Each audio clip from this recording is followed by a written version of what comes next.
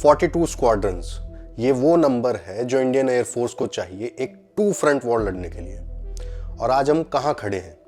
30 से 31 स्क्वाड्रन पर। MiG 21 bison history बन चुका है, जैगवार, मिग 29 और मिराज 2000 अगले एक दशक में रिटायर होने वाले हैं। इंडियन एयरफोर्स का बैकबोन टूटने की कगार पर है और इस क्राइसिस का एक ही सॉल्यूशन है, दी MRFA डील, 114 नए फाइटर जेट्स। लेकिन इस डील के अराउंड एक इकोसिस्टम एक्टिवेट हो चुका है, एक ऐसी लॉबी जो चाहती है कि इंडिया कंफ्यूज रहे। ये लोग कभी रशिया Su-57 का झंडा उठा लेते हैं और कभी अमेरिकन F-35 का सपना दिखाते हैं। इनका मकसद डिफेंस फोर्सेस को स्ट्रॉन्ग करना नहीं बल्कि उनको कमजोर करना है, इन डील्स के अराउंड कंट्रोवर्सीज क्रिएट करना है। मैं हूं नवीन सिंह और आज के इस वीडियो में हम इन सब आर्म चेयर जनरल्स और पॉलिटिकल एजेंडाज को एक्सपोज करेंगे। हम जानेंगे क्यों F-35 और Su-57 इंडिया के लिए एक ट्रैप साबित हो सकता है, क्यों ये तथाकथित एक्सपर्ट सोर्स कोड का रोना रो रहे हैं और क्या घुमा फिरा के राफेल ही इंडिया के लिए एकमात्र ऑप्शन है। चलिए शुरू करते हैं। सबसे पहले जो नैरेटिव पुश किया जाता है कि रशिया तो हमारा ऑल वेदर फ्रेंड है, हम Su-57 क्यों नहीं लेते, वो 5th जनरेशन भी है और सस्ता भी है। ये आर्गुमेंट सुनने में बहुत अच्छा लगता है, लेकिन जो ग्राउंड रियलिटी है दोस्तों वो बहुत अलग है। देखो, कड़वा सच ये है कि रशिया आज वो रशिया नहीं है जो 10 साल पहले था। यूक्रेन वॉर की वजह से रशियन मिलिट्री इंडस्ट्रियल कॉम्प्लेक्स की कमर टूट चुकी है। जो देश अपने खुद के लिए टैंक्स और जेट्स टाइम पर प्रोड्यूस नहीं कर पा रहा है, वो इंडिया के लिए 114 जेट्स की गारंटी कैसे देगा? उसकी सर्विस जो 40 साल तक सर्विस होनी है वो कैसे करेगा? Su-57 को 5th जनरेशन फाइटर जेट भी कहा जाता है, लेकिन जो ग्लोबल एविएशन एक्सपर्ट्स हैं वो इसे 4++ मानते हैं। इसका मतलब यह है कि जो इसका रडार क्रॉस सेक्शन है, जो RCS है, यानी जो रडार पर दिखने का जो इसका साइज है, वो अमेरिकन जेट्स के मुकाबले बहुत बड़ा है। इसके पैनल, रिवेट्स और इंजन की नोजल की फिनिशिंग वो स्टेल्थ नहीं प्रोवाइड करती है जो मॉडर्न वॉरफेयर में चाहिए। ये स्टेल्थ कम और मार्केटिंग ज्यादा है। और एक और बड़ा रीजन है कि सालों से रशिया वादा कर रहा है नए इस डेलिया 30 इंजन का, लेकिन आज भी Su-57 पुराने इंजन पर उड़ रहे हैं। इंडिया ने FGFA प्रोग्राम जो Su-57 पर बेस्ड था इसलिए ही लीव किया था क्योंकि रशियन टेक्नोलॉजी शेयर नहीं कर रहे थे और प्रोडक्ट डिलीवर नहीं हो रहा था। एक और बड़ा रीजन है जो Su-57 को हमें अवॉइड करना चाहिए, वो है कि जो Su-30 MKI हमारे पास जो फ्लीट है उसमें आज भी स्पेयर्स की बहुत भारी कमी है। इस कमी का कारण है सैंक्शंस जो वेस्ट ने लगाए हुए हैं। तो क्या हम अगले 40 साल तक अपनी पूरी एयर फोर्स को ऐसे रिस्क पर डाल सकते हैं? आप इमेजिन कीजिए एक ऐसा सिनेरियो जब एक वॉर शुरू होता है और रशिया ने कहा कि सॉरी, हम चिप्स नहीं प्रोवाइड कर पाएंगे आपको। तो क्या हमारे जेट्स जमीन पर खड़े रहेंगे? Buying Russian right now is a strategic suicide. एक और बहुत बड़ा जो रीजन है वो ये है कि अगर हमने गलती से भी रशिया से इस समय कोई इंपोर्ट किया, कोई वेपन खरीदने की कोशिश की, तो जो अमेरिका है वो हमारे ऊपर 500% तक टैरिफ्स लगा सकता है। तो अगर Su-57 नहीं तो फिर और क्या? तो अब हम आते हैं उस लॉबी पर जो वेस्टर्न चकाचौंध से इंप्रेस है। F-35 ले लो, इनविजिबल है, बेस्ट है। Technologically yes, F-35 is a masterpiece, but strategically it is a kill switch. समझिए कैसे। F-35 सिर्फ एक जेट नहीं है, ये एक फ्लाइंग डेटा सेंटर है। इसका हार्ट जो इसका लॉजिस्टिक सिस्टम है, ओडिन जिसका नाम है, ये सिस्टम रियल टाइम में लॉकहीड मार्टिन और पेंटागन के सर्वर से बात करता है। आपका जेट कहाँ है, क्या कर रहा है, कौन से वेपन्स लोड हो रहे हैं, ये सारा डेटा यूएस के पास शेयर होता है। तो मान लीजिए कल को हमने किसी ऐसे देश के खिलाफ एक्शन ले लिया जो अमेरिका के साथ अच्छे रिलेशन में है। अमेरिका एक बटन दबाकर F-35 की कैपेबिलिटीज लिमिट कर सकता है। ये स्पेयर पार्ट्स की सप्लाई रोक सकता है जिससे हमारी पूरी की पूरी फ्लीट ग्राउंड हो जाएगी। F-35 खरीदने का मतलब है अपनी एयरफोर्स की चाबी वॉशिंगटन DC में जमा करवा देना। क्या हम आत्मनिर्भरता की बात करके अपनी सॉवरेनिटी आउटसोर्स कर सकते हैं? बिल्कुल नहीं। प्लस अमेरिका कभी भी टेक्नोलॉजी ट्रांसफर नहीं करता है।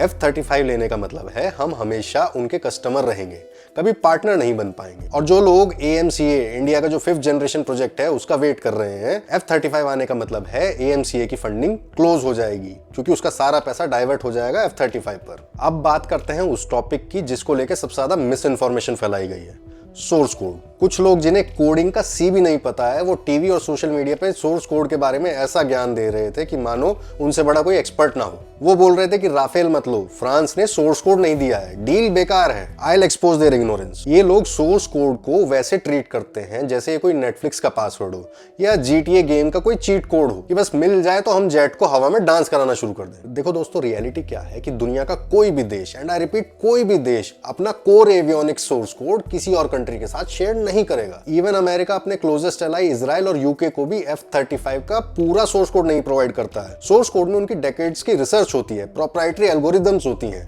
अगर वो लीक हो गई तो जो उनकी एयर फोर्स है वो पूरा उनका इंफ्रास्ट्रक्चर लीक हो जाएगा। तो हमें क्या चाहिए? हमें सोर्स कोड नहीं बल्कि ओपन आर्किटेक्चर चाहिए। इसका मतलब मैं आपको समझाता हूँ। हमें वो प्लग पॉइंट्स चाहिए जहां पर हम इनके साथ इंटीग्रेशन कर सकें।